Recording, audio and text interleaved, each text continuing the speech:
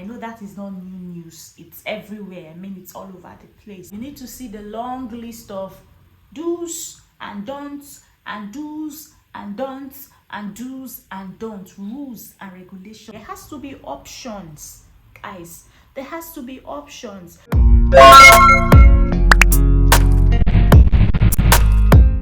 Hi guys, welcome back to my channel. Ta-da! With the current UK situation, there's been a lot of fears, there's been a lot of tension as to what changes would be coming up and how that might impact on the international students. Right now, the UK government is looking for ways to cut down on migration. I know that is not new news. It's everywhere. I mean, it's all over the place. So coming to study here, you need to be sure that at the moment, this is what is right for you to do. Let's make a comparison between studying in UK and studying in Canada. All right? First of all, studying in UK as an international student, you're only allowed to work 20 hours during term time. But take note of the fact that during the holidays, you are allowed to work full-time. As it says here, a student visa issued for full-time degree level studies allows you work full-time during official vacation period. Now let's go over to Canadian government and see what they are saying. It says from November 15, 2022 until December 31st, 2023, you can work more than 20 hours per week off campus while class is in session. Now compare that to UK. Students here are allowed just 20 hours. And I mean, we know that most of the employers find it difficult employing students because of this time limit. Of course, they need workers that are available to put in full-time effort. Now let's talk about the dependents. You come in here with your dependents. Of course, there's no clause to how many hours the dependent can work, which is a plus for the United Kingdom, all right? But then, after study, what next? A lot of people decide that they don't mind going for a health and care visa because it's quite cheap, and then you don't have to spend so much as compared to the post-study visa where you have to spend an average of £2,000 per applicant. But then there are restrictions. If you're coming on that visa, all right, know that you can only work 20 hours for another employer, and that must be within the same occupation code. Now let me explain. Of course, I will put that up there for you guys to see. Let me explain this. It means that say you switch from your student visa, or say your dependent now switches from dependent visa to a work visa, health and care visa, the role is that of a support worker or a healthcare assistant. Of course, you can work overtime with your employer, the one who sponsored you, right? You can work overtime with them, but then you cannot work more than 20 hours with another employer. Say you decide you want to pick agency shifts, which most people do, you can't work more than 20 hours. And whatever shift you're picking has to be either a healthcare assistant role or a support worker role. If you go more than that, you are breaching your immigration contract, and that will have repercussions in the future. And if your current employer does not have more than full-time hours usually here is 37.5 hours. If they don't have more than that hours to give to you, you're stuck, because you can't even pick two agency shifts, because you know in the care sector, like I said, it's usually 12 hours if you're working as a nurse or a support worker. So you can't even pick two shifts, if you understand what I mean. So look at that. But then let's go to Canada again and see what Canadian government is doing. Do you know that right now, if you even have what is it called now, a visitor visa in Canada, you can work for real, like seriously. Meanwhile, in the UK, if you have a visitor's visa, you need to see the long list of do's and don'ts and do's and don'ts and do's and don'ts, rules and regulations that you have to be mindful of. Let's go there quickly. Let me show you guys. If you want to work in the UK with the standard visitor visa, you cannot do paid or unpaid work for a UK company or as a self-employed person as a visitor. You need to apply for work visa. So you cannot come here and say you want to do your own self-employment, personal business as a visitor. No. So it means coming here as a visitor, you're here to just visit, enjoy yourself, and go back to your home country or wherever it is you've come from, all right? You're just expected to act like a tourist. Does that even make any sense right now? As a tourist, yes, so you're just to tour the place, do whatever it is you've come for, and then go back. But you cannot work, whether they are going to pay you or they are not going to pay you. As you can see here, paid or unpaid work.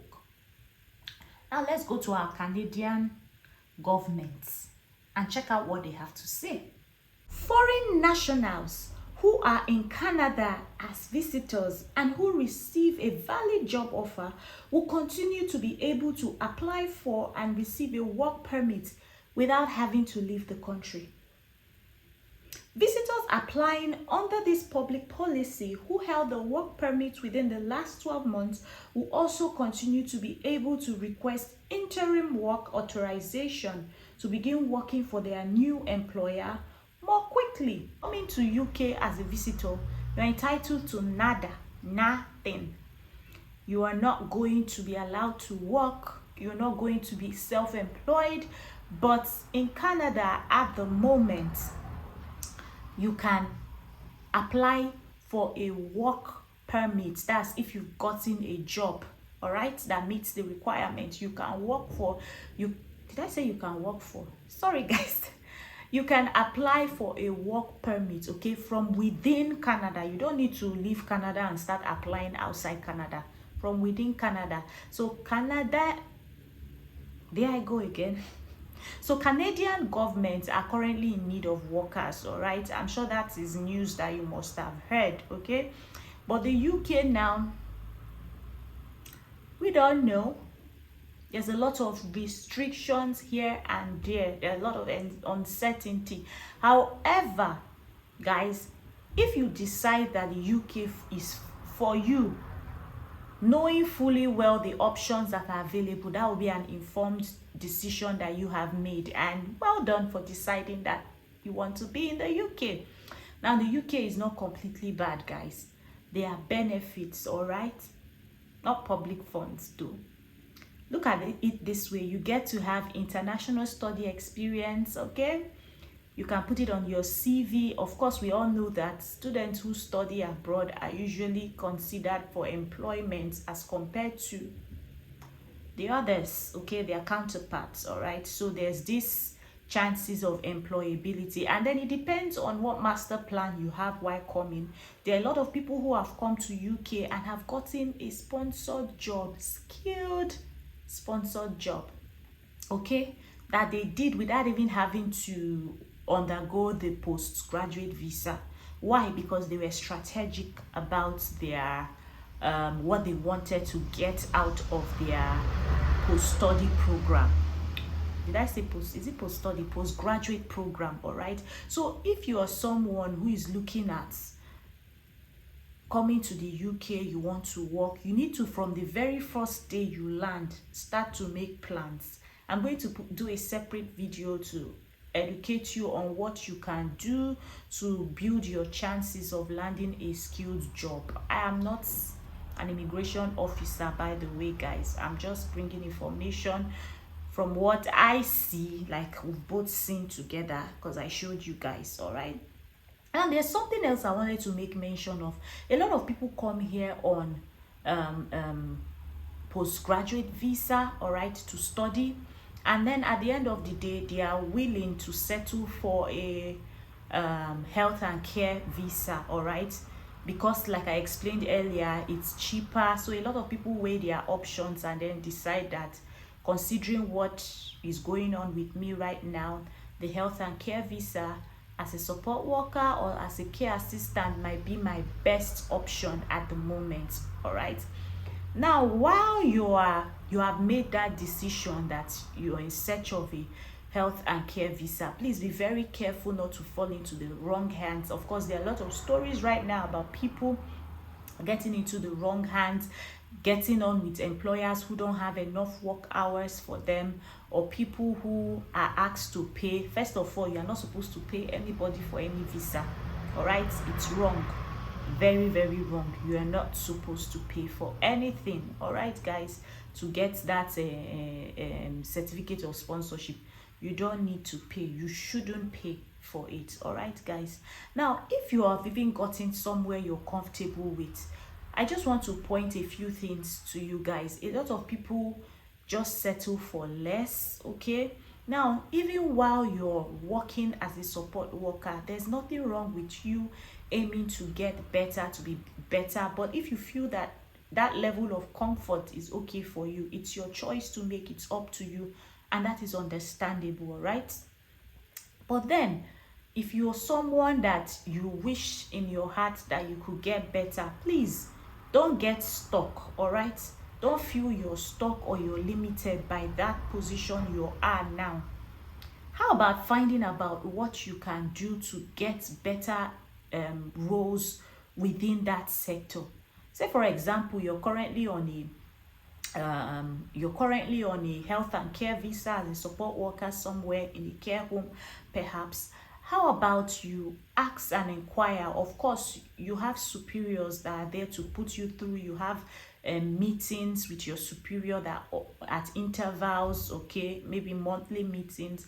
How about you ask them what you could do to become in the future, of course, maybe a deputy manager, maybe a senior carer, maybe a manager. How about you ask them? I'm sure they'll be willing to share that information with you. You just maybe have to have some years of experience. Of course, you're already on that visa, so you're stuck with them for that stipulated period while you're gaining that experience. But then you might need to do some additional courses. All right, but even while they've suggested to you what courses you need to do, you also need to be careful so you're not accessing public funds. All right, so if it's something you can afford to pay for, you can do it. Just find out what options are there for you to improve, because a lot of people get stuck on that visa. You are a graduate in a different field, you find yourself in health and care, you're working as a support worker. It is absolutely fulfilling taking care of people. I would not dispute that fact. It is fulfilling, at least that's my experience. It's fulfilling taking care of people. But then don't get stuck there and think that's the best. All right, aim higher, aim for promotions, aim to get better, aim to improve yourself so you can climb up that ladder. Because while you have 3 years perhaps on your contract, or maybe 5 years with them on your contract, don't forget that you can't work for another employer more than 20 hours, and even that occupation has to be same as the one that sponsored you. So you can only do that same role in another organization with another employer for 20 hours. So you're not able to even get experience in maybe what you studied in school. Say perhaps you studied business management or international management, for example, or human resource. You can't work with a firm in the human resource department because you're already stuck with the health and care visa. But what I'm trying to say is, why not make the best out of it? Why not optimize it? Make the best out of it. All right, so if you're still sitting, you're not yet in the UK, and you're thinking of coming to the UK, I would like you to weigh your options carefully. Think about other countries at the moment that might be a better option for you. But at the end of the day, my point is, even when you're applying to UK universities, some of them ask you questions like, why this university? And then they give you a hint. Amongst other universities, what other universities have you researched? Why did you choose us? Of course, for you to choose something, there has to be options, guys. There has to be options. So for you to choose UK, there has to be options. A lot of people come here and they don't even think about the options that are out there. There are always options. There's US, there's Canada, there's Australia. Have you even tried to research into these places and find out what it takes to become an international student there? Or did you just only think about UK? All right, all I'm trying to say is think about the other options that are out there, research about the other options, and then make your choice. That way your choice will be an informed one, and at that time you would know. Of course, personal circumstance differs, so Canada might be the best option for individual A, might not be the best option for you. At the same time, UK might not be the best option for you considering your individual circumstance, but might just be the best option for the other person. So make sure you have explored your options and then make the best out of it.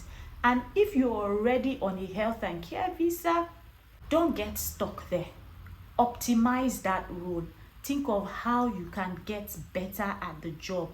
Think of what skills you need to improve, to grow, to climb up the ladder. I hope you guys found this video insightful. I just hope it's not so long because I did not intend for it to be long.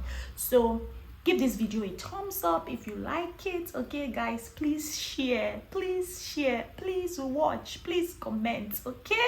And I'll respond to your comment. And if you have any questions for me, please ask. If there's anything you want me to talk about in my next video, please drop that in the comment section. And guys, you know how we do it. Until our next meeting, keep winning and enjoying life, and I love you guys. Bye.